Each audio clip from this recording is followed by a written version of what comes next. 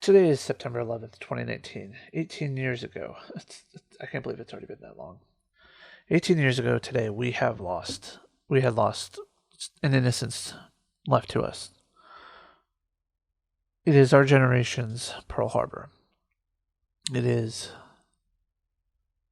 something that we all that have the ability to remember back that far can remember where we were when these things happened. Now, I was in bed. It was like 5:30 in the morning, but nobody bothered to call me. Nobody bothered to come and get me. We were in off-crew period. We were in refit.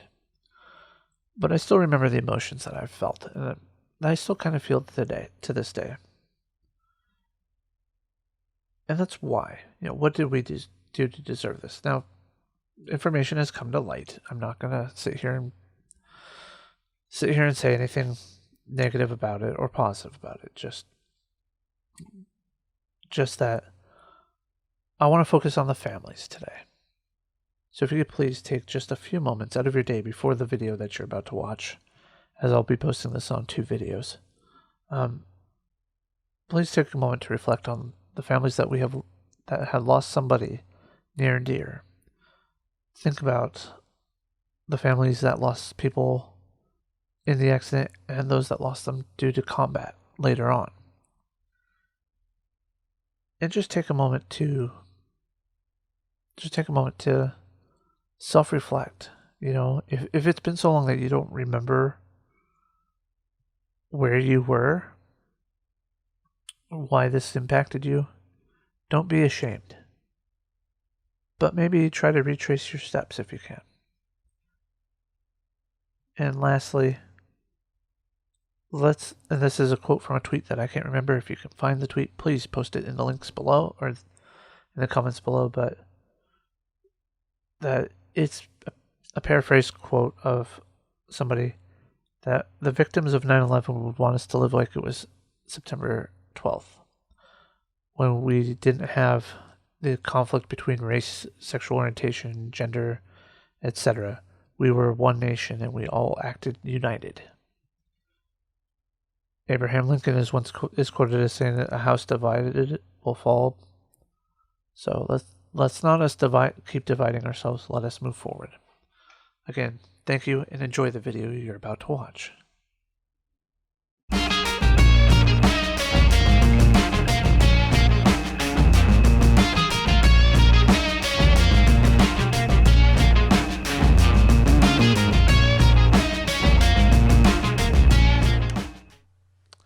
Hello, and welcome to the next episode of Serious Football Heads podcast, episode number 10.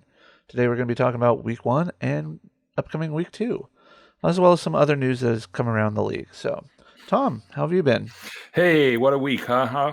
I sure had a great time for most of week 1. Started off really poorly with that Thursday night game of the Packers and the Bears. It sparked a debate. Interestingly enough, it sparked a debate about the preseason. How important is playing in the preseason? And is it worthwhile? Is it not worthwhile? And then we came to Sunday, and the teams, to me anyway, that seemed to have those joint practices that played other teams, that scrimmaged against other teams, whether they played in the preseason or not, seemed to perform really well. And the teams that did not looked really rusty. And oddly enough, Paul Alexander was on with Jim and Pat on Monday or Tuesday, and he did a whole segment on this, and he had done the research and laid it all out. And for the most part, he came to the conclusion. He said, I don't know that it is important that you play in the preseason. As long as you get the reps in, and as long as you're doing it against adequate competition, it just doesn't seem to matter. So, and I lean in that direction myself. So the preseason debate continues. Yeah, no, I went back and was watching some of the games on NFL Game Pass. I was watching, obviously, the Seahawks game from what I missed because I was at work for half the game. But going back and watching San Diego, I saw that you guys were like a well-oiled machine almost, especially Phillip Rivers. Too. I mean, offensively, we never trailed in that game. Yeah. people on the boards are just screaming about our offensive line and our defense and giving up so much run yardage on the, through the course of the game, and then the defense collapsing at the end, which was a significant point, I Yes. have to say. But offensively, we played really well, I thought. Melvin Who Yeah. kept reverberating through my head. And I went back and watched it again last night, as a matter of fact. And the Indianapolis offensive line is really, really good.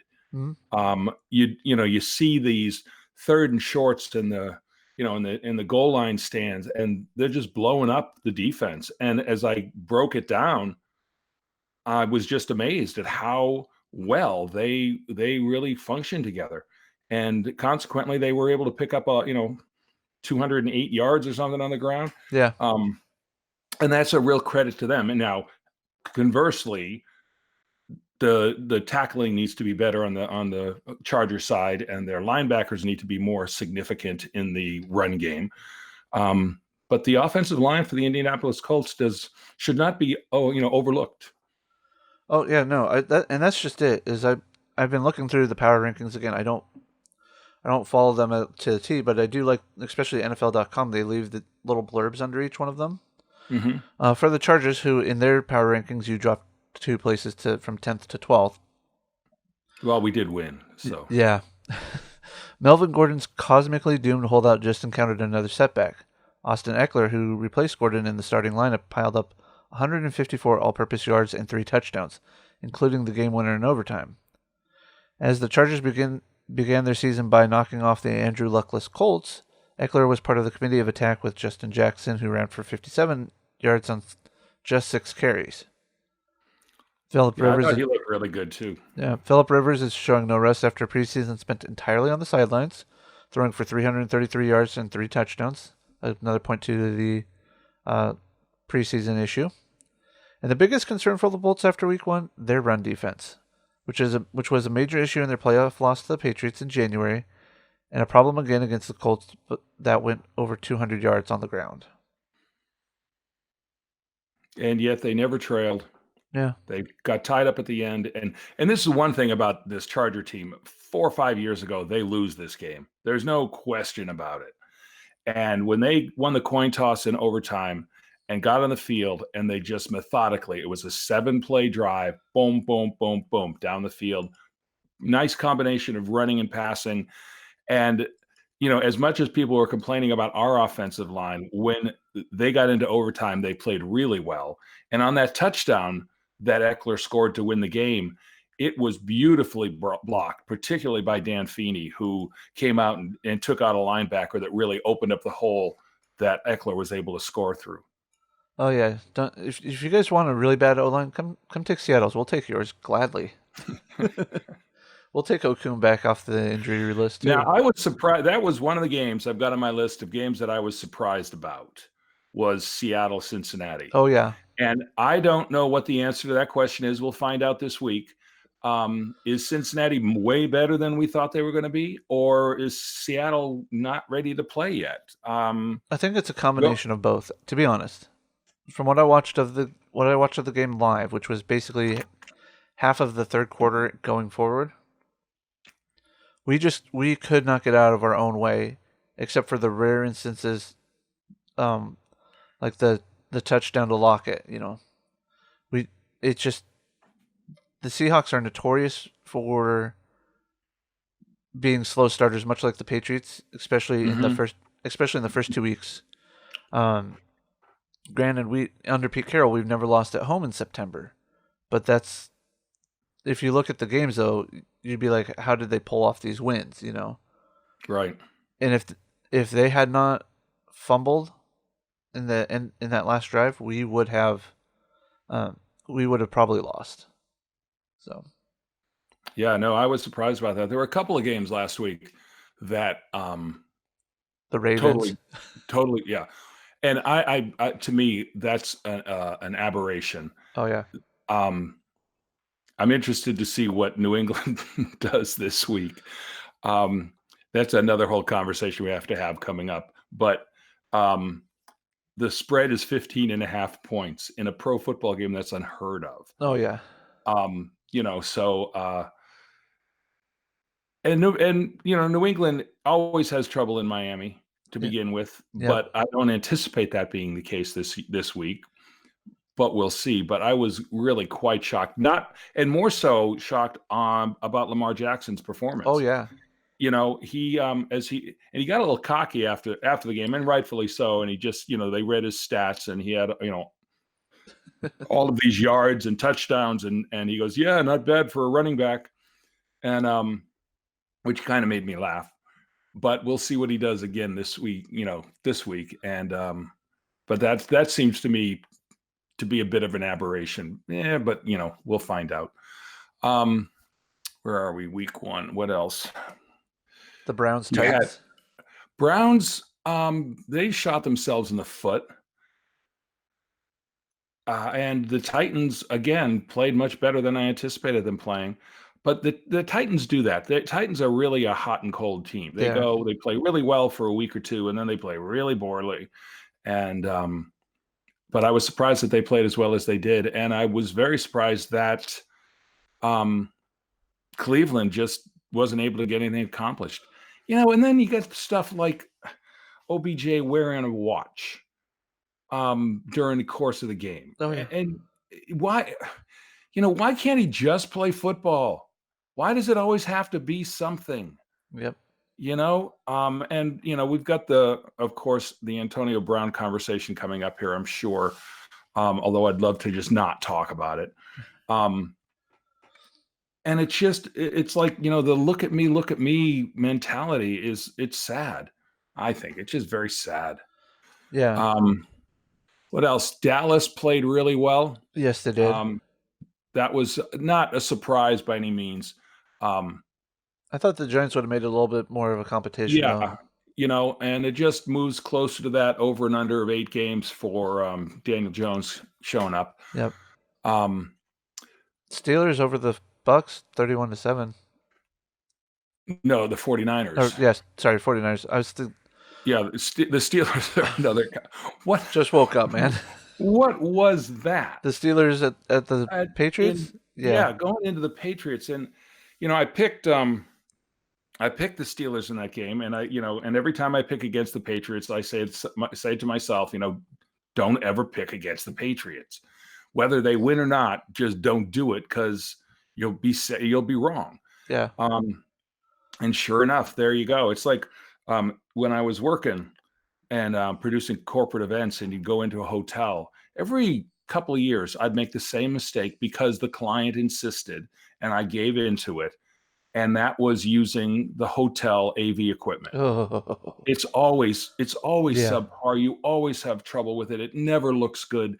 And as soon as you get it done, you look and you say, how many times do I have to learn this lesson? Yeah. Don't do this, regardless of what the client says.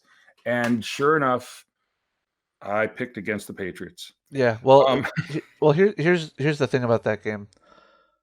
If I remember correctly, almost every time the Steelers lose dismally to the Patriots, the next team that plays them gets almost not quite a butt kicking, but they get pretty thrashed pretty hard. Guess who's playing them next week? Who? Seattle. Are you in Pittsburgh? We're playing Pittsburgh 1 a.m. or 1 p.m. Is it in Pittsburgh or in Seattle? It's in Pittsburgh at 10 a.m. Pacific, 1 Eastern. Well, let's just take a look here at the picks and see what I did already. I picked Pittsburgh in that game, yes. Yeah. So overall, though, and then Monday night, that Saints-Houston game was terrific. What a fun game that was to watch. Oh, it was. Houston played much better than I thought they were going to do, because they played their starters a lot in the preseason, and they were abysmal. Deshaun Watson looked fantastic. He played well. He I think we even talked about it last week, in that he never really has become that same quarterback that he was when he was a rookie. And Monday night he was there 100%. It was great to watch. And the last 2 minutes of that game, it was like, you kidding me? I was sitting there. I was watching it. And I was watching a live stream, and I was listening to the game through my phone on the ESPN app. And the guy on the live stream is like, uh, "Oh, I guess Houston's gonna win because 34 seconds left or whatever it was." And I'm like, Right. I just quickly typed, I'm like, "Don't count Drew Brees out." And he's like, Drew he's like, Brees. "There is no way they're gonna be able to get down the field that much time." Like, they have one timeout Oh, left. They're getting there. I'm just looking at the line for Pittsburgh Seattle. It's only 3.5 according to FootballLocks.com. look at the you want to see a surprising line? Look at the Chargers Detroit Lion line. I got Chargers 2.5. Yeah. So they play the Indianapolis Colts and beat them. And now they're going into Detroit to play the Lions, who gave up an 18-point lead Oh to yeah, and tie the Arizona Cardinals, and the line is minus 2.5. I know, and that was the game that really surprised me. I'm like, of all the games to tie, I kind of had a feeling that would be the one, but I didn't want to voice that because no team ties week one. I mean, seriously, I can't remember the last time I saw a Well, tie week one. actually, it was actually last year. It was Cleveland and Pittsburgh. Tied week one? Yeah. Yeah, I'll have to pull that up here. But to tie the way they did and to give it up to that weak ass Arizona team Oh, it was was just it was just such a disaster. Um, and remember when we made our picks last week, I said if Detroit doesn't win this game, they're in trouble because they've got I think 4 playoff teams coming up, and starting with the Chargers. yep. And so I just couldn't believe. I kept looking, thinking, and that was one of the teams. That was the team I had. I needed to win that game to win my 4-game parlay. And I'm like, oh, I've got this. Oh my gosh, I'm going to win my parlay. This is so cool. And then I keep looking at the score, and I'm like, come on, you got to be kidding me. Yep. And Kyler Murray gave a Tim Tebow like performance in my mind, where he played like crap for 3 quarters, and then the last 2 series or 3 series he comes to life in the 4th quarter. Yeah. So I don't know if that was just a function of the whole team not quite being in sync until that point in time, or if it's going to be an endemic type of situation for him. So we'll have to wait and see. Yeah, I was not impressed by either team at all, and I'm gonna try and call Brandon either today or tomorrow and talk about it. And kind of do what I did. I don't know if you saw that, but I did sit down with Brandon and for a half an hour, and we just talked ball. Mostly he was promoting all the good stuff that the NFL 100 season is supposed to be doing. But I had to get his prediction for the game, and I think he went with the Packers in that game for the Thursday night game. Oh, Thursday night. Yeah. It's Carolina and Green Bay. This week it's Carolina and the Buccaneers. Oh, okay. Yeah. So Um, so real quickly, I'll share this with you. I do another podcast with some guys here locally, and we do a pregame for Monday night at one of the local pubs here in town. The Porchlight Grill. And I got in when I arrived on Monday. I sat down with one of the other guys before we got set up, and he's a big Patriot fan. And we got into the whole Antonio Brown discussion. And this was prior to the news that came out late yesterday. right. And as we were talking, I said, I have an ethical issue with this. And he goes, ethical? What do you mean ethical? There's nothing ethical about it. Talk to the league. I was like, no, I have an ethical issue with it. When you behave as badly as he has behaved, and you come in, you sign a big contract, and then you end up getting released because of your behavior, because of the things that you have said and done, including threatening to punch the general manager in the face. And then 6 hours later, turn around and get picked up by the Patriots, who A, don't need you, B, shouldn't have done it, at least in my mind, to make it ethical. And you're rewarded for that behavior. And so he gets a $15 million deal to go to New England, $9 million guaranteed. And it did cost him. It cost him a lot of money, to make this move. There's a lot of millions of dollars that he'll never see, but still, he turns around and he gets rewarded and picked up by the Patriots. And he's the guy that said to me, when you bring a problem into your house, you have a problem in your house. And we sat back and watched that all deteriorate in Oakland. Mm-hmm. And now I looked at him and he was going on and on about all the justifications of how to do this and this. And I just looked at him. I said, when you bring a problem into your house, you have a problem in your house. And he started laughing. And then this news yesterday breaks. And there is a suit that has been filed in Florida by a woman trainer who says that Antonio Brown repeatedly raped her over a period of time. I've not read the article. I've not gone into it at all because I just don't care anymore. But this guy, so I immediately picked up my phone and I sent my friend a little message, which was a YouTube clip version of Patsy Cline singing "Who's Sorry Now." Yeah, I saw the Facebook post.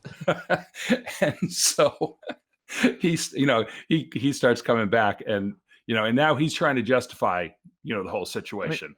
And I'm like, when does this happen to you or me? Nobody brings us to court for rape. Okay, this doesn't just come out of nowhere. There's some story behind this that has some validity, whether or not it goes forward, and the fact that it's only civil and there's no criminal charges. Who cares? Why do you have this guy on your team? And yeah, the problem with situations like this is that it can devolve so quickly into a social, political issue, especially in today's climate with the hashtag #MeToo movement. I will always, and I have to stress this because people will try to twist this out of context. I will always believe a victim when they say they have been raped until the evidence says otherwise. Unfortunately, in a majority of the cases that I have been reading, it has not this one, but majority of the cases I have been reading, have been false allegations, and that has weakened the actual hashtag #MeToo movement. Sure, I mean, one woman cries wolf, and then everybody is now, and falsely accused. And the problem is you get these high-paid athletes, these high-paid actors, actresses, and whatnot. Even doing something questionable is like maybe giving an unwanted hug or touching somebody somewhere on their body when they didn't want it. It's now considered, a case of being rape. And but I don't know the stories of the. I don't know. Yeah, and again, like I said, I didn't read it. I'm not going to read it. I'll let it play out. Exactly. However, and it's a he said, she said situation. But it's still him. Yeah. He's now involved in something else. Mm-hmm. Okay, Yep. and it's just, why do you have this guy on your team? So anyway, I'm giving it a 6-game over and under before it blows up, and he's no longer a Patriot. But look at what the Patriots have done now with their wide receivers. They've got Julian Edelman, who's as solid as they come. Mm-hmm. A great guy, great citizen, solid as they come. Later in his career and injury prone at this point in time. Yep. Then they've got Josh Gordon, who has been suspended 5 times from the league, and he's still playing. Then you've got Antonio Brown, who is just a disaster in and of himself. I just see the two of them sitting in the locker room, seeing who can be the craziest, who can cause the most problems, who can be the biggest disaster, and they just traded Demaryius Thomas away to the Jets. And he's a guy now. He's on his 4th team in 4 seasons. Yep. So there's issues surrounding him as well, but he's out the door, so they don't have to worry about him anymore. And N'Keal Harry is their 1st-round pick is on IR. But I did ask this of my friend the other day because, being a Patriot fan, I said, is Bill Belichick straying from his mantra of creating a character on a team? He always has one guy that it seems like he brings in that's a supposed issue, Randy Moss, Corey Dillon, etc. Mm-hmm. And then they turn themselves around and have a a great season. But having all of these guys on the team, Well, it'll be interesting to see how it plays out. Coach Belichick on AB said Tuesday when asked what makes him confident he won't be a distraction. Let me pull this up here. Um, that's the same thing you, the collective media, said about Randy Moss when we brought him in, and that was his response. Mm-hmm. And am I mistaken? But Randy Moss played on that 18-1 team that yeah, went undefeated and then lost a Super Bowl. yep. Did they win a Super Bowl after that? Because I don't think Randy Moss has ever won a Super Bowl. No, I don't think they did. Let's see. That was the 2012 season, I think it was.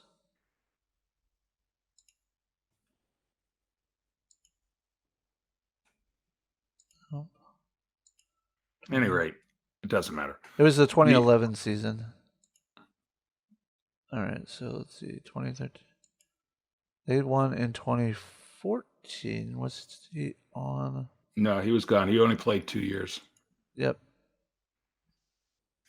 So, there's the response to the Randy Moss thing. Okay, well, he played well, he put up good numbers, and they didn't win a Super Bowl. So, but enough about Antonio Brown. I'm so tired of it. yeah. Well, here's a good story for you. Odell Beckham, I'll still be wearing the watch during games. good, because that's an important element of playing football is knowing what time it is. Yeah. During the court, particularly when you're in a stadium and there's digital clocks all over the place, you always know what time it is. But that's important. So good for him. If I was Freddie Kitchens, I would just look at the media and say, you know what, this is a league issue. It's a uniform issue, and if it's a violation, he has to deal with it. I'm done dealing with it. I got other things to talk about. Yeah. So Raiders safety Abram was put on the IR for his shoulder injury. I just read that. Yeah, I just read that last night. I missed that totally. That's a shame. He he was a big part of the Hard Knocks thing because no one else would talk apparently. He certainly was playing well. He's the so that's a shame. I hope he's on the 8-week list and can come back. But what was it? His shoulder? Yeah, it said it was his shoulder. I'm going yeah, it looks like he automatically wipes out the next 8 weeks. But given the surgery element, the hard-hitting rookie might likely be not seen in the field until 2020 because he's going to have. Yeah, he comes so hard. We had a safety that's playing in Houston now, I think, Jaleel Adai, who had the same issue. He hit too hard, and he was always breaking something. Yeah. He broke his collarbone. He broke, did his labrum. He had other, and they're all upper body issues because when you tackle somebody, you need to tackle them and bring them to the ground. You don't need to blow them in half, and you're going to hurt yourself. And I'm surprised that Abrams got hurt this quickly, but he certainly is a hard hitter. He's the one that put the hit on, oh no, who was it? He hit somebody and knocked him out of the game. Oh, he hit his own teammate. The rookie from last year, the safety of the corner. Yeah. And knocked him out of the game. So it's, when you start playing that hard, that's when you hurt yourself and your teammates more than you help them by tackling. Yeah, and that's the biggest contention with people who play rugby versus those that play American football is that the pads give you a false sense of protection, so you hit harder than you know you should. And I've said this before. When you use your helmet as a weapon, you're going to end up hurting yourself. As my wife said, as we were driving one day, I think I've told this story before, listening to Sirius Radio, and they're talking about the concussion issue, and they're all waxing poetic about, the new rules and technology and the helmets, and it's this and it's that. And she listened very, very patiently and then looks at me. And just as a reminder, she's a neurosurgical nurse practitioner. Yeah. And she looks at me and says, if I didn't want a concussion, I wouldn't tackle with my head. and Yeah. boom, cause and effect. There you go. Oh yeah. Um, and that's why they've got this heads up program that they started way back in Pee Wee in Pop Warner football, and they're teaching kids to tackle with your head up. Keep your head up, see what you tackle, and you're going to be a much better position. That was around when I was a kid. I remember junior high, 12, 13 years old, in the boys' locker room. There's a big sign about how to tackle properly. Yeah, Head and tilted back, and neck up so you can see, tucked away into your shoulder, so that way. and I can see how it gets out of hand with the money contracts and the competitiveness of playing at the professional level. You want to do everything you can to prove how tough you are, and you want to be able to blow people up, and that's going to keep you on the field, and you just can't do it. Yep. It's this next generation of football players has to be able to tackle better. So Yep. so anything else from last week? As it was I No, had a great, it was so great to just watch football again, it was. and games that count. And now we're going forward into week 2, and a lot of changes, a lot of injuries from last week. We're going to see what happens with a lot of different teams moving forward. Jacksonville is going to be really interesting to watch now. They were another team that I was disappointed in as Mhm. far as their defensive play. I don't know what's happened to that defense. 2 years ago, it was the best defense in the league. Last year, it was shattered for whatever reason with the same guys. I know. And then this week against Kansas City, they just lost their minds. Miles Jack getting ejected and then writhing like a criminal, like he just a crazy man. He just refused to leave the field. It was like, Yeah, I I'm gonna go back and actually watch that oh my God, game it because was, I think and there was something that. they did it all game. They were like picking on each, picking on the Chiefs through the whole game, and cheap shot here, cheap shot there, and the incident itself started kind of innocuously. I mean, he got a little push in the back and Yeah. turned around and got right in the guy's face. And the next thing you know, he takes a swing at him. Well, And I'm not saying that this is the case, but it's possible that something happened prior to that play. oh no, like I said, they were picking at each other the whole time. Yeah. So And Ramsey was all over the place. You could just see him, in guys' faces and screaming and yelling, and there's an element of lack of control, I think, on the Jacksonville side, and it's hurting their play. oh wow. They've become a mediocre defense when they should be a really good team. It's kind of similar to what Cincinnati had a couple of years ago, with Perfect and a couple of those Yeah. other guys, that they couldn't control their emotions to the point where it became a detriment on the field. And that's what's happening, I think, in Yeah. Jacksonville. Yeah, that's But the kid in Jacksonville that I really like is the kid from Washington State that's now their quarterback, Gardner Minshew. yeah, Um, Completed his first 13 passes, I think, something like that. um, and ended up 20 of 22 for 250 yards and 2 touchdowns. And I was like, what a rookie debut that was. Yeah. And the 2 passes that he missed were dropped. Yeah, it wasn't He like. could have been 100%. Yeah. you know so we'll see what happens. Now, of course, you come in off the bench and it's one thing. Now that you're the starter, it's something else. Especially since And they're going to be doing especially since they're going to start getting film on the guy. So, in yeah, about a but week or two after this and game. it's there's no pressure when you come in off the bench. It's like in the theater, if you're an emergency replacement, there's a car accident and an actor's not going to be there, and somebody has to go on and do that part. And they've been in the show for 4 weeks, 5 weeks. They know the lines, and they go on stage, and they're in the right place at the right time, and they say the right thing at the right time, and they're a hero. Yeah. Because there's no pressure. But if you get the cast in the part and you go through rehearsal and then you get out on stage, the expectations are tremendously higher. Yep. And so there's a lot of there's a lot of pressure on you to perform well. So we'll see what he does this week, but he certainly looked capable of handling it. And I watched him a couple of times last year at Washington State and was very impressed with him. And he sure came out of nowhere. And the scenario that came to mind as soon as this happened and he started performing like that, I went, Trent Green got hit once in a preseason game, and this kid that nobody knew of came off the bench, and the legend of Kurt Warner was born.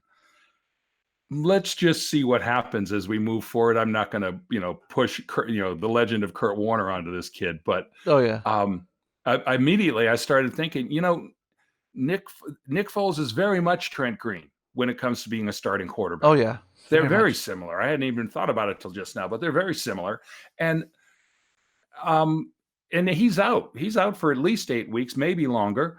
And he's got this big contract, and Jacksonville's quarterback woes are solved. Oh, yeah. And now you got the 6th round draft pick who's comes off the bench and starts performing. And if he keeps performing the way he is when Nick Foles comes back, there's going to be a decision to be made. So best of luck to him, and I hope that he goes on to become Kurt Warner. That would be another lovely story. Yep. Sitting here while you've been talking, I've been watching the NFL schedule, or scores homepage for week 2, where it just shows you what games are what. Right. They're showing the highlights, and I have to say something. They're flashing what the defenses did against the run or what the defenses did against the pass for stats. I'm like, it's 1 week. You can't just people are going to take those, the Colts gave up 6 yards per carry rushing against the Chargers. So therefore, they got holes in their defense. It's like part of that could be holes in the defense. Part of it could be that the running back was able to make people miss. And the offensive line played better than people think. Dallas Cowboys were giving up like 8.2 yards per carry, and I'm like, well, Saquon had a good game. Oh, he did. Don't get me wrong. I'm not for a team that got their butts kicked. Yeah. He had a good he had a good game. So yeah. All right, so let's look forward. What are we looking at a week 2 here? So Bucks Panthers Thursday night game. Both are 0-1. Bucks Panthers. Okay, I love these games. Who knows? Division rivals. So and they're in Carolina. Short week. Jameis Winston had a horrific game last week, through 3 interceptions, I believe. And I heard somebody say they've got to make a decision on Jameis Winston. I'm like, what kind of decision is the decision? Is who can we replace him with? He's just been I would say an average quarterback, but I don't think that's true. I think he's a below average quarterback, and his mentality to me is exactly wrong for trying to improve. And if I was Tampa Bay, I would be moving on. He's the next Blake Bortles is who he is in my mind. Cam went 25 of 38 for 239 yards, 0 touchdowns, 1 interception. Yeah. Now that's against the Rams, which has a pretty good defense. So, and the fact that as a team they were able to go and bring it up to 30-27 and make it a close game. Yeah, no, they played very well, and Christian McCaffrey is just the real deal. There's nothing more to say about that. Yeah. So I'm going to pick the Carolina Panthers in this game. Like I said, I look at the quarterback, I look at the coach, I look at the defense, I look at the home field advantage. Yeah. Quarterback, I think Carolina has the better quarterback in this instance. Head coach, I like both these head coaches, but Bruce Arians is in a tough spot right now because he's a new head coach in Tampa Bay, and he doesn't really have the tools that he needs. Yeah. So I'm going to give the edge again to Carolina. Defensively, it goes to Carolina, and then they're in Carolina. So I will pick Carolina. That's who I'm going with too, is Carolina. I can't stress the home field advantage in a division game. It is one of the key things now. If they could figure out what's wrong with Jameis Winston or just replace him with somebody better, I think the Bucs. You just go down to the quarterback store and you get somebody off the top shelf. It's that easy. Well, the Rams did that with Kurt Warner. Well, yeah, and every once in a while something falls in your lap. I don't even know who the backup is in Tampa Bay right now. I don't either. Let's see here. But they have no choice. They're going to play him for the rest of the year, and I don't believe they picked up his option. I don't. So he's in Um, a contract year right now. yeah. Next up, I have going down the week 2 page here. I have Cowboys and Redskins in Washington. Cowboys in Reds and Redskins. I'm gonna just pick the Cowboys and be done with Cowboys, it is. it. All right, Cowboys. All right, and let me take a look. I want to see how the Redskins played pretty decent against the Eagles, another division rival. They did, and they're another team that got a big lead and gave it up. Yeah, that's worrisome because the Giants will pick that apart, especially with or Okay, so Giants, the since we're Cowboys. talking about the Redskins here, I want to just throw this out here. This is a scenario that's been floating around since the offseason and through all the preseason. Washington is a team that has an up and coming running back who just got hurt and is now going to be missing some time, and one of the oldest running backs in the league in Adrian Peterson, who was a healthy scratch last week. Yeah, They also have a problem with their left tackle, who's just simply refusing to ever play for them again. So he's doing nothing for them. yeah, Then you've got a team in the Chargers who have an issue at left tackle and an extra running back. So this scenario of swapping Trent Williams for Melvin Gordon, and and it's in a second and a third, or however yeah, that level of the trade comes out, suddenly kind of picked up a little bit of steam with Darian Geis's injury last yeah, weekend, and I haven't heard a word about it. I haven't heard anybody mention it. No rumors or anything. But suddenly that scenario carries a little bit more weight. And if we go into week 2 and Austin Eckler and Justin Jackson perform this as strongly as they did in week 1, and the Redskins start to suffer in their running game, it just kind of starts to build up that maybe this is a possibility. Washington would have to pay Gordon, but they'd take Trent Williams' salary off of their books and send that to the Chargers. Then they've got a little bit of wiggle room, and maybe they come to that, a compromise between that 10 and $13 million a year. Give him 11 and a half, and he goes and plays for the Redskins. The Chargers get the left tackle that they desperately need because Russell Okung has a pulmonary embolism. yeah, I think that's what it is. And he's on blood thinners, and he can't play on blood thinners because if you get cut, you could bleed out. yeah, So that's an issue. And I don't think he's coming back anytime soon.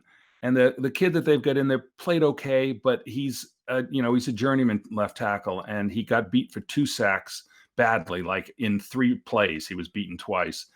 Played pretty well the rest of the game, but he's not Trent Williams. And I think that might be something to just keep your eye on and see if anything develops in that arena. Now this is a game I really want to watch though. Colts at the Titans. I think that's gonna be a good one. I do too. Who did I pick in that one? Baltimore, Colts, that would be Indianapolis. I have Indianapolis in that game. I gained a lot of respect for them this past week, particularly their offensive line and their running game. Marlon Mack is a good running back, and he's running behind a really strong line, consequently put up 170-something yards. Going into Tennessee, who played so well last week, Mhm. and probably have that expectation they will play well again. But again, like I said, they're such an up and down team. I just think Indianapolis is stronger than people are giving them credit for. Jacoby Brissett had a decent game, and he is a really good quarterback. I have to say, I was very impressed with him. So I'm going with the Indianapolis Colts. Yeah, I want to go Colts, I really do, but I'm Titans at home. I know they can flip flop really quick, but I think that the coming off of that win, I don't think they're gonna let it get to them. You know what I mean? Over the Browns, I think they're gonna Right. with the division rival coming in, they're gonna want to buckle down, and I hope that they do. So I'm going with the Titans in this one. All right. There's one. All right, next game I have up on the list is Seahawks at Steelers. We already know who you picked. You told us. Do you have any Well, analysis you want to Seattle, use? Seattle has such trouble when they go. They're that west to east thing. And so many of the teams have it, and Seattle's definitely one of them. And just because, as you said, Pittsburgh is not going to play like that 2 weeks in a row. Yeah, and the homer in me wants to take Seattle in this because we got a chip on our block to prove because we should not have let the Bengals play that close to us at all. Um, the potential for our team to have beaten the Bengals by at least 10 points is still there, but I Yeah, I think I they were favored, but I think there was a 9-point spread in that game. yeah there it was the 9.5 Seahawks. They have Pittsburgh only by 3.5 this week on footballlocks.com. So And that's basically just the home field advantage. exactly, Yeah. but I'm gonna go with the Steelers on this one, um, just because I'm trying to be conscious of my own bias here, and I See, I won't do that.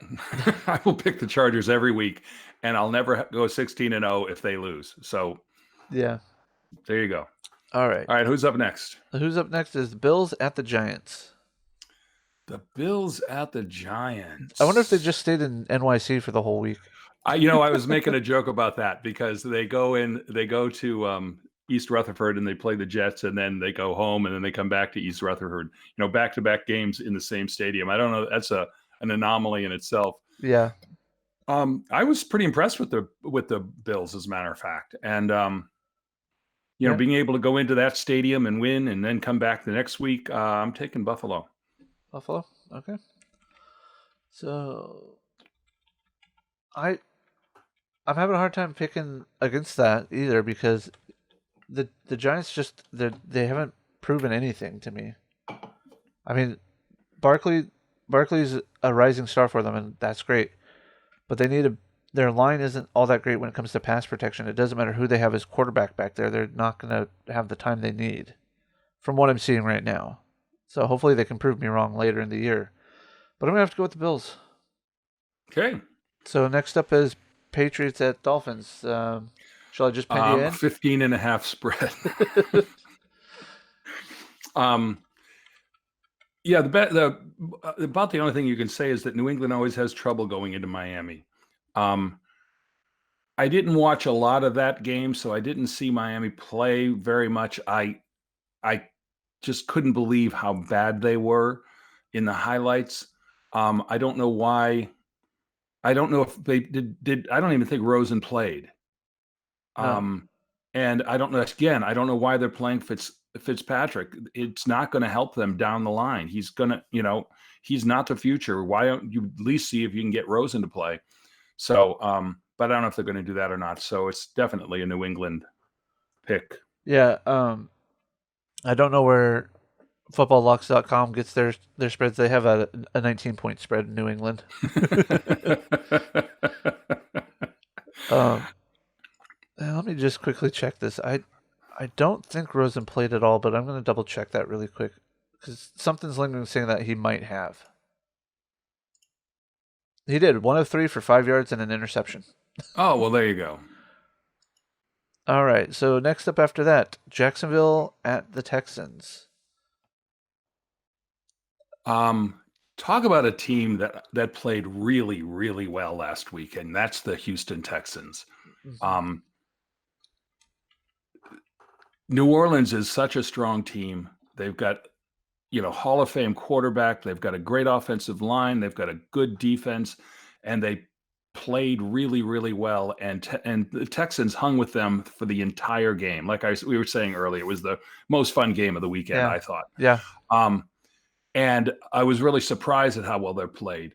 And again, you're looking at quarterbacks. I'm going to take Deshaun Watson over Minshew, just because that he's it's his second game. Yeah. You look at defenses. I'm going to take Houston's over Jacksonville. You look at head coaches. I'm definitely going to take Bill O'Brien, and it's in Houston. So Houston.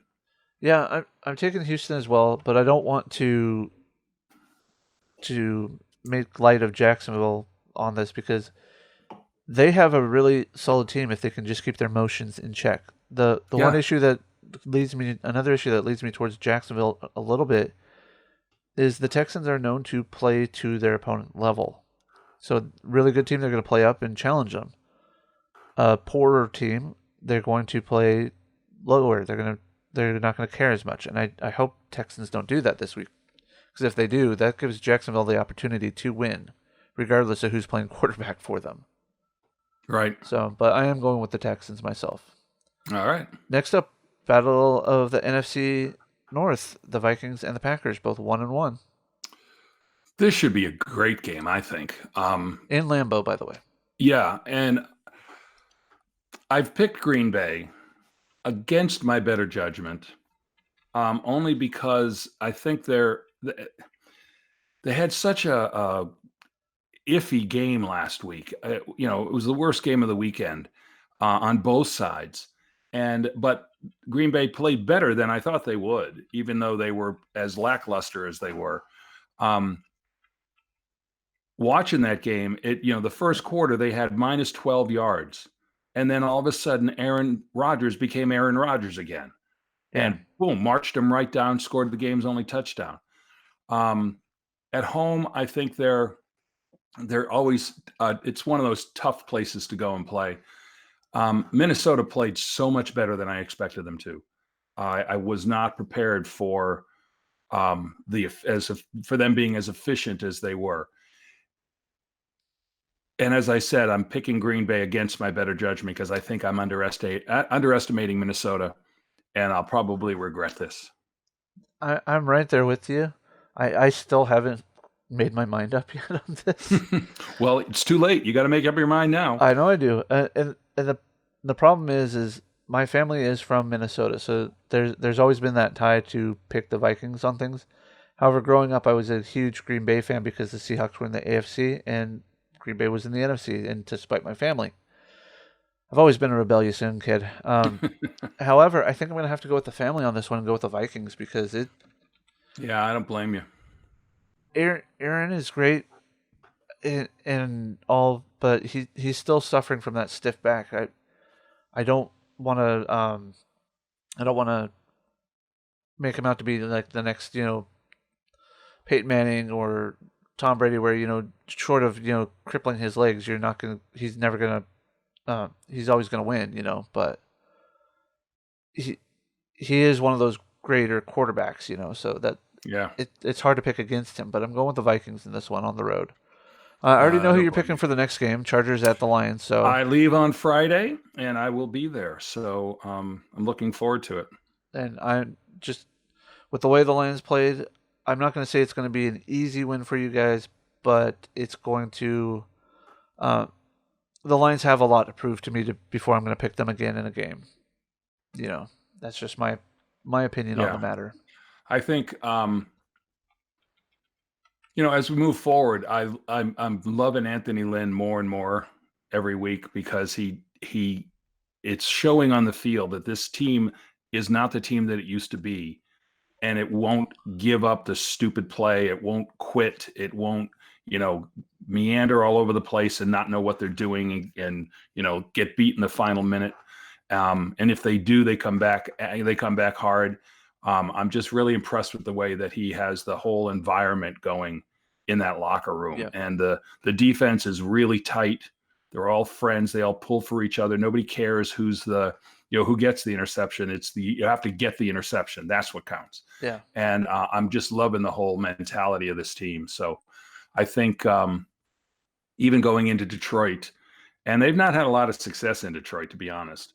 I think they're so Rivers is a better quarterback than Matt Stafford, although you can certainly debate that. Yeah. Defensively, I think the Chargers are just head and shoulders over Detroit. And a rookie coach there, yeah. And I don't argue any of that. Like I said, the Lions have a lot to prove to me before I'm going to pick again. The next game, though, is the 49ers at the Bengals.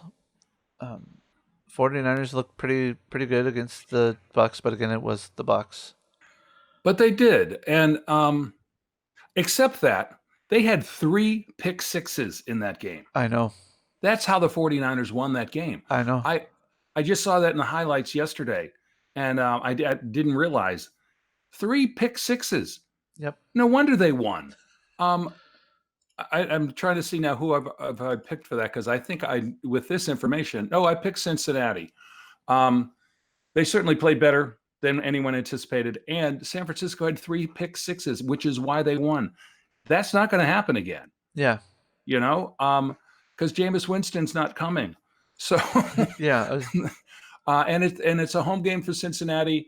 I think Garoppolo is starting to settle in finally, in a home, and he's, yeah. hopefully can put a season together without getting hurt. Their running game, Tevin Coleman is not going to play. And I just think Cincinnati's a stronger team than we've given them credit for. So I'm Well, taking Cincinnati. yeah, I'm taking Cincinnati in this one too because here's the line for Jimmy Garoppolo: 18 to 27, which is better than 50%, so that's good. Then you have 166 yards passing, 1 touchdown, 1 interception. I don't know what it is. He just does not seem to want to throw down the field. Which you can also say about a number of other quarterbacks last week is that they didn't seem to want to throw down the field. Right. I just kind of going back to the Seahawks Bengals game. That's how we were able to score. Is we weren't getting the touchdowns in the red zone. We were getting the touchdowns the um, in the deep field. Russell having to air it Right. out. That's how you're going to beat the Bengals. And if the 49ers can't do that, then they're not going to be able to beat the Bengals in this one. It just won't happen because the Andy Dalton, for all his faux pas and having 2 fumble losses last week, which I think is more of a product of our defense than it is him being careless with the ball. I don't see 2 or even 3 pick sixes. I don't even see 1 pick six for them. Yeah. So, all right, the next game I have on the list is Cardinals at the Ravens. Battle of the Birds. Well, Ravens was an aberration. I will give them yeah, that. even so, but look at the Ravens. You open against Miami and Arizona. Okay. Who makes these schedules? Well, just so you know, they go through about 300 formulations of the Yeah, schedule. I know. There's just no way that Arizona's going to beat this Raven team. They've got games coming up that they'll be challenged, but it's not going to be this week. And Kyler Murray has now taking his first road trip, and he's going, all the way across the country.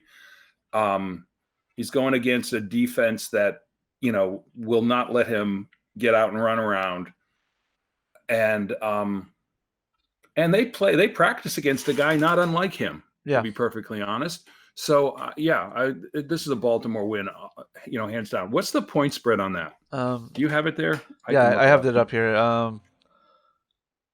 Baltimore favored by 13.5. 15.5? 13.5.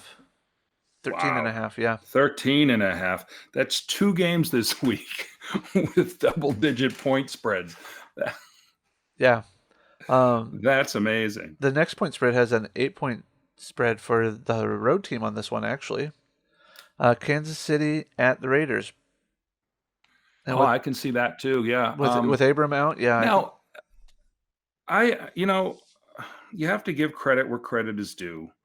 I don't think that Denver is as good as people thought they were going to be. No. But at the same time, Oakland played really well. Carr was like 20 of 22, but for 230 yards or something. I mean, he didn't have a lot of yardage for that many completions. Yeah, he was dinking and dunking it. Yeah, and Josh Jacobs went over 100 yards, but he had 23 carries. He had like 3 yards a carry, but again, he went over 100 yards. No, Josh Jacobs, 23 carries, 85 yards, 2 touchdowns. Okay, yeah, that's right. And combined offense, he had 1 reception for 28. They played more efficiently than I anticipated them playing. Well, their defense, oh my gosh. Yeah, the Broncos' offensive line couldn't stop anyone. I think that they're not the dumpster fire that I thought they were going to be, but I also don't think they're going to beat the Chiefs. So No, I think it will be close. I think they're gonna be riding high off of that win over the Broncos, and they're gonna try and carry it over. But even without Tyreek Hill, the Chiefs are the Chiefs are the Chiefs. I mean, they're yeah, that's why I picked them last week. I said, even if the Jaguars are better, it's still the Chiefs, and you can't just dismiss that out of hand. So unless something were to happen, I think we're coming up on the last half of the season. There's going to be a real battle in the AFC West, and a poor Denver and Oakland will be left behind. yeah. But yeah, so Kansas City obviously is the pick here. Here's another good game coming up at Los Angeles Memorial Coliseum. The Saints at the Rams. Oh wow, I know. Rematch. I've been thinking about this game for 2 days now. I want to say, you say, okay, well, you know what? The Rams are coming in for revenge. Or I'm sorry, the Saints are coming in for revenge. Yeah. And, and the Rams weren't as dominant as I thought they were going to be last week. They played well. And it's the first game. I'm taking nothing away from the Rams by any stretch of the imagination. And, but boy, at the end of the day, this is a tough pick because you never know how these games are going to play out. New Orleans looks so good on Monday night. Yeah. And New Orleans had them beat in the NFC Championship game. There's no question about that. They were the better team that night, and it was taken from them. Oh yeah. And I you know what? I still think they're the better team. I'm going to take New Orleans. Going with the Saints on that one? All right. Yes. So take the Rams, and then I'll start to catch up. Well, I'm having a hard time with it because Jared Goff had an unimpressive line here: 23 of 39, and 186 yards, 1 touchdown, 1 interception. Todd Gurley, 14 carries, 97 yards, no touchdowns. Malcolm Brown had 11 carries for 53 yards and 2 touchdowns.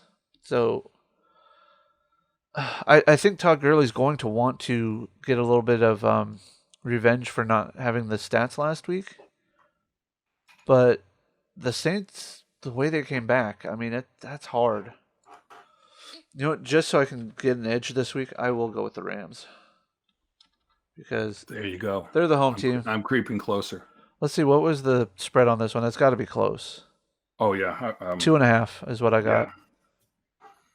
Yeah. All right. See, now that's a 2.5 point game.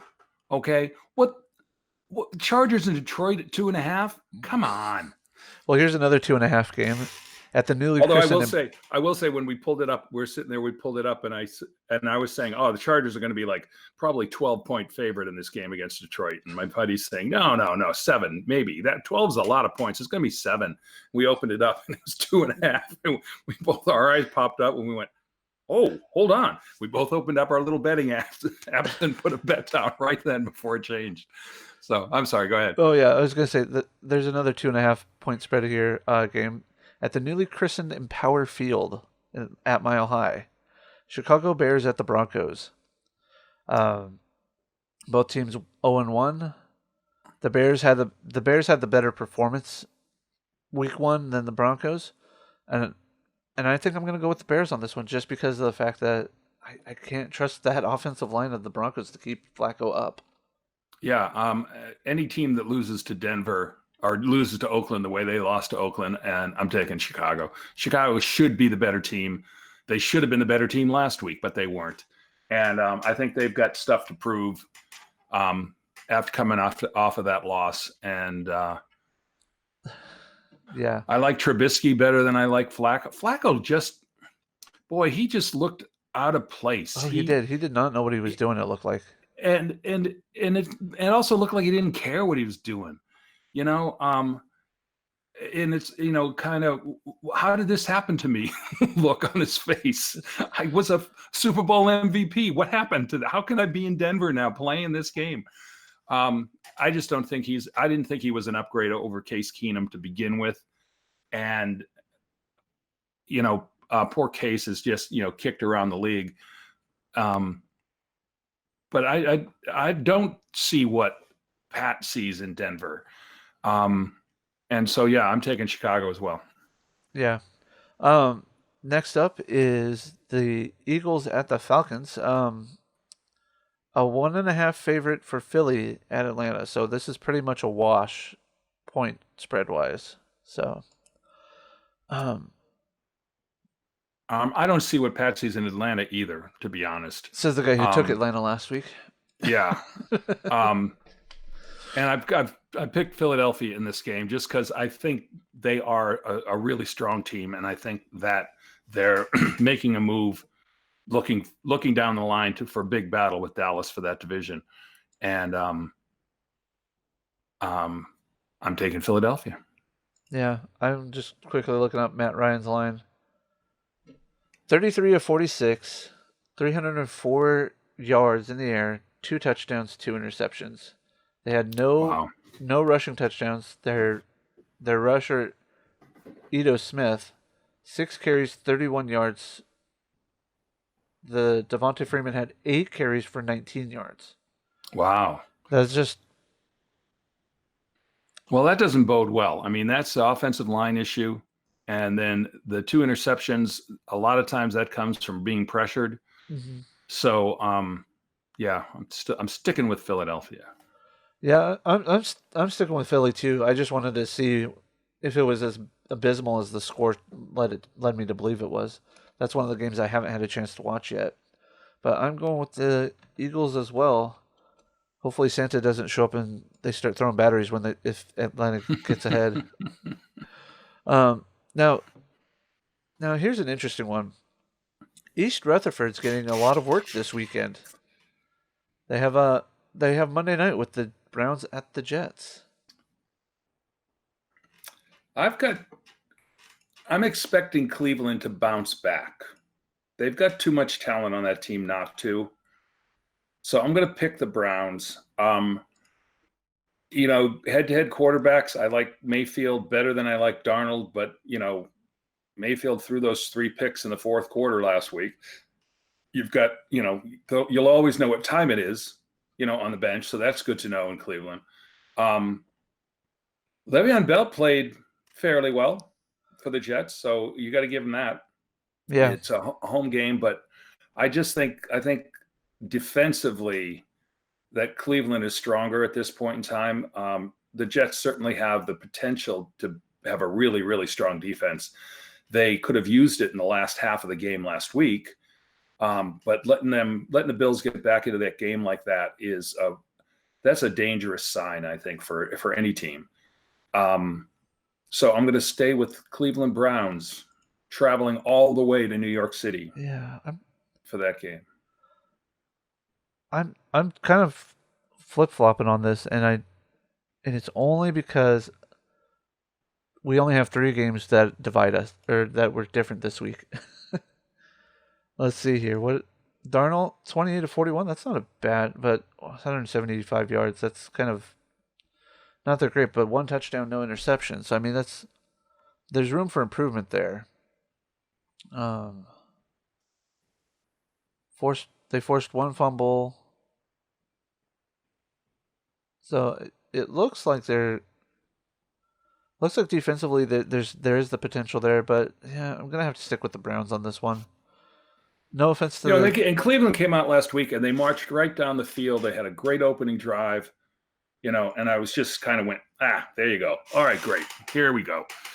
And I come back to the game, half a quarter later, and it was like, what the hell's going on in there? Oh yeah, because it was 6-3 at the end of the first quarter, then it was 9-0 in the second quarter, 10-7, 21-0.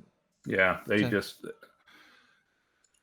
And it's a hard game to play. It is, and I think if the line for Baker Mayfield was flipped on the touchdown to interception ratio, we would be talking about a different game because he was 25 of 38. That is an impressive completion to attempt ratio. 285 yards, 1 touchdown, 3 interceptions. Yeah, and they all came late in the game, so he was forcing things that he was forcing things. Yeah, yeah. If he can learn from that, I think he will do better, and I think they will do better this week. But again, it's gonna be a it's one of those coin flip games for me. I'm gonna go with the Browns. They are not that I actually use the spread as a measuring tool, but they're 2.5 favorites over the Jets. So that And means the home it, field as a advantage is road team, negated. yeah. So, So all right, is that everybody? that is every game. That's all All 16 of right, them. there we go. So So we got Carolina and Tampa Bay tomorrow night. Another exciting Thursday. That'll I like that because I'll be able to watch the whole game and not be interrupted by flipping channels or going to other things or what have you. So yeah, it'll give us a good viewpoint on Carolina and on Tampa Bay, and see if Jameis Winston can get his head in the right place and figure out how to play quarterback in this league. so And I'll get it, and be able to watch Cam Newton all the way through, for a steady amount of time and formulate a little bit of stronger opinion on where he is right now. yeah, your Chargers on the AP Pro 32 poll stayed at number 9, even. Hmm. Seahawks dropped 3. Dallas Cowboys went up 3. Baltimore and Minnesota each went up 4 to leapfrog you. Well, the power ranking that I saw yesterday, I'm not sure which one it is. The top 10 I was kind of surprised at the position. Like the Bears were still in the top 10, two spots ahead of the Chargers. And I just kept saying, no, I juxtapose those. I'd throw, no, back and forth. Yeah. So it's still a lot to be proven yet before any of these become really significant. Oh yeah, no. I find them funny because they have on NFL.com they have you guys dropping 2 spots, the Bears dropping 5, Green Bay leapfrogging both of you up 4 spots to the number 10. Exactly. It Green Bay lost in a really pathetic performance, and they move up in the power well, no, rankings. they won. Oh, yes, they did win, but it was still a pretty pathetic Yeah, performance. yeah. So it is one of those things. So it'll be interesting to see how this week goes and see how the things start to gel together again. Because it's the way I look at it is you're sitting here at the opening week when they do the power rankings, and you get a little bit closer where things start touching. Week 2, you start to get the emergence, and by week 4, you're like this, and you can almost go by the power rankings fairly easily. So, Yeah. well, with that, I think we're done for today. All right. Hopefully, Very good. hopefully, I can still keep up on you. I mean, what is it? We have just the 3 game difference here. Yeah. Yeah. So Yeah, I don't know what I did last week. I had I do a Yahoo pick with a bunch of friends, and then I did my picks at the casino, and I didn't have my Yahoo picks with me, so I just repicked and didn't do so well on my repicks. I was 12-4 on Yahoo, but I was 9-7 on yours on this one. yeah, you're 9-7 Um, with me. and so I'll just have to be more diligent about keeping things straight. So, all right, everybody. Thanks so much. Yep. We'll talk to you next week. Enjoy your week 2 of the NFL, and may your team come out on top unless you're a Detroit fan. I'll make sure Brandon knows that. Commish.